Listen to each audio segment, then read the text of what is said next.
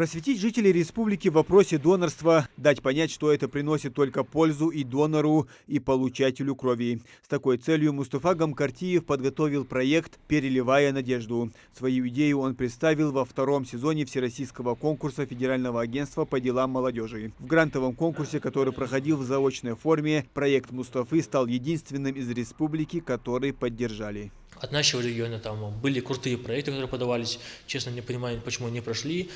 К сожалению, или, я не знаю, к счастью, прошел только мой проект, чем я очень рад. И был бы рад вдвойне, если бы были со мной еще коллеги, которые выиграли и прошли.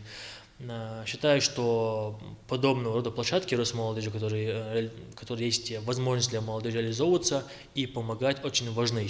На данных площадках могут подаваться проекты социального направления, то есть любые социальные проекты, не бизнес. Бизнес нельзя. В федеральном конкурсе принимали участие молодые люди со всех уголков России. Свои социальные идеи представили свыше 9000 конкурсантов. 607 проектов получили грантовую поддержку на сумму свыше 324 миллионов рублей. Грант Мустафа планирует реализовать до конца сентября 2024 года. Молодой человек планирует провести десятки встреч и бесед. Данный проект включает в себя определенные пункты мероприятия. Это первое – работа с молодежью. Это я планирую сделать охват 10 СУЗов и 20 школ, где я буду презентовать донорские проекты и рассказывать им о плюсах и минусах донорства. В принципе, мы понимаем, что на сегодняшний день есть определенные стереотипы по донорству, и мы должны их развеять, или хотя бы постараться их развеять. Потому что на сегодняшний день, когда наши родственники оказываются на больничной скамье с нехваткой крови после несчастного случая, мы должны понимать, что наша кровь может спасти чью-то жизнь. Мустафа говорит, уникальность его проекта в том, что впервые пропаганда донорства в регионе будет направлена на образование, религию, особенности населения региона и материальную поддержку. В планах моей работы входит общий охват 36 тысяч человек. Данный охват составляется путем показа передач, выпусков. Даже буквально сегодня вы мне помогаете проводить данную агитацию и пропаганду.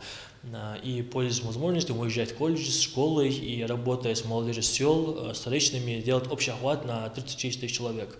Данный охват я считаю важным и имеет место быть, потому что если мы сможем столько населения привить к донорству или хотя бы не противоречить и не выступлять против, то это тоже является пользой и очень большой, скажем, скачок в поддержку нашего донорского движения и, в принципе, наших людей, которые оказываются в трудной жизненной ситуации. Переливая надежду – это продолжение проекта «Я есть донор». И на данный момент идет масштабирование его на аудиторию. Уникальность проекта в том, что мероприятия будут проводиться в больших масштабах. Сам Мустафа 14 раз становился донором и, находясь постоянно на связи с республиканской станцией переливания крови, знает, как часто приходится становиться донором. И каждая сдача крови может спасти кому-то жизнь. Муслим Ганиев, Султан Булгучев, Новости 24.